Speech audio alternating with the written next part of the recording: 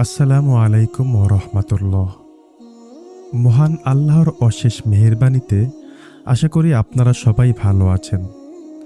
আজ আমরা জানব ইসলামের ইতিহাসের এমন এক সত্য কাহিনী যা আমাদের শেখায় প্রতিকূল সময়ে কিভাবে আল্লাহর উপর ভরসা রাখতে হয়।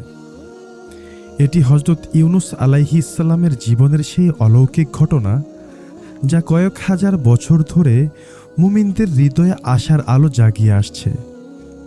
নিনেভা শহরের অবাধ্য জাতি থেকে শুরু করে সমুদ্রের উত্তাল ঢেউ এবং বিশাল মাছের পেট, সব কিছুর রোমাঞ্চকর বর্ণনা থাকবে আমাদের আজকের এই বিশেষ ভিডিওতে।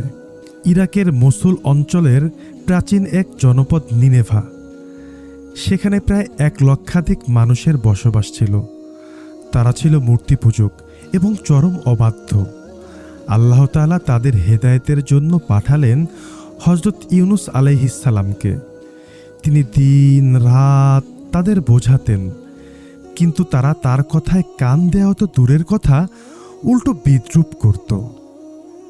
দীর্ঘ সময় দাওয়াত দেওয়ার পর যখন তিনি দেখলেন তারা কোনোভাবেই ফিরছে না, তখন তিনি অত্যন্ত ব্যথিত হলেন।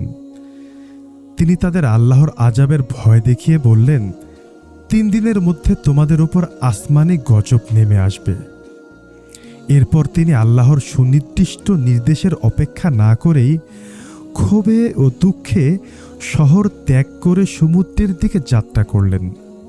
ইউনুস আলাইহিস সালাম সমুদ্রের তীরে এসে একটি বিশাল বড় জাহাজে চড়ে বসলেন।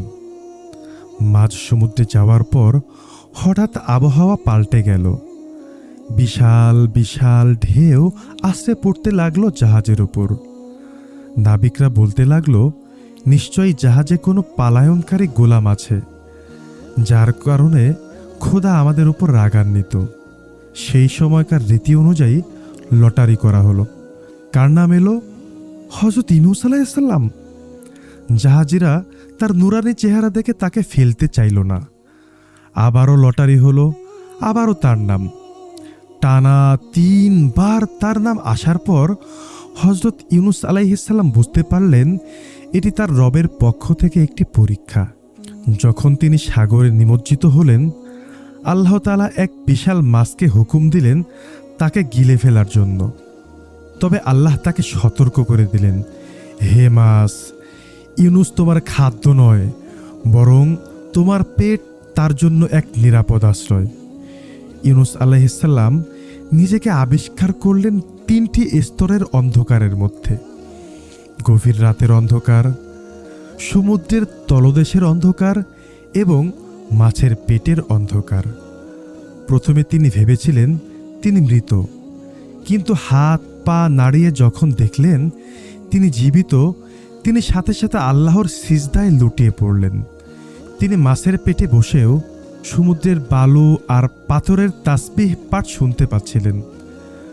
তখন তিনি নিজের ভুল বুঝতে পারলেন এবং অত্যন্ত কাতর কণ্ঠে সেই ঐতিহাসিক দোয়া পড়লেন, লা ইলাহা ইল্লা আনতা সুবহানাকা ইন্নী কুনতু মিনাজ জালিমিন।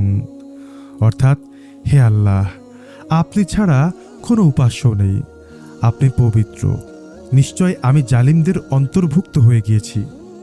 হযরত ইউনুস আলাইহিস সালাম এর এই রোনাজারি আসমানের ফেরেশতাদের কান্নায় ভাসিয়ে দিল। আল্লাহ তার তওবা কবুল করলেন এবং মাছটিকে নির্দেশ দিলেন তাকে তীরে উগরে দিতে। মাছটি সাগরের এক নির্জন বালুকাময় চরে তাকে উগরে দিল। দীর্ঘ সময় খাবার ও আলো ছাড়া থাকায় তিনি তখন অত্যন্ত অসুস্থ ছিলেন।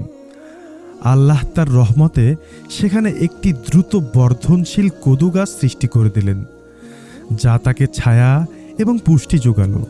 শরীর সুস্থ হওয়ার পর আল্লাহ তাকে আবারও নিনেভা শহরে ফিরে যাওয়ার নির্দেশ দিলেন। যখন তিনি ফিরে গেলেন, এক বিস্ময়কর দৃশ্য দেখলেন।